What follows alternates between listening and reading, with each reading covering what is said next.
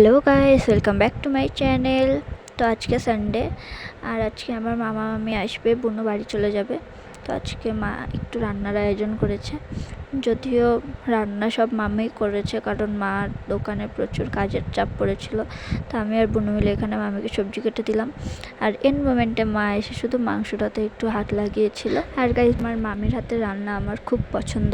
একবার জামাই ষষ্ঠীতে গিয়ে আমি মামির হাতে মাটন খেয়েছিলাম, ওটা আমার জাস্ট মুখে লেগে আছে।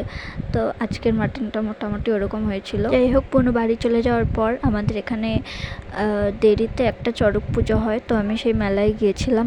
আর আমি চড়ক পূজার সময় গাছ ঘোরানো দেখতে পারিনি, অথচ এই বিলের চড়ক পুজোতে এসে আমি গাছ ঘোরানো দেখলাম। যাই হোক, দেখতে তো পেয়েছি। আর আমি বহু বছর পর চড়ক গাছ ঘোরানো দেখলাম, মানে লাস্ট কত বছর আগে দেখেছিলাম আমার ঠিক মনে নেই, হয়তো মোটামুটি 2-3 বছর আগে তো হবেই, কারণ মাঝখানে কয়েক বছর আর কি এই ব্যাপারটাই ছিল না যে চড়ক পুজো মেলায় যাব।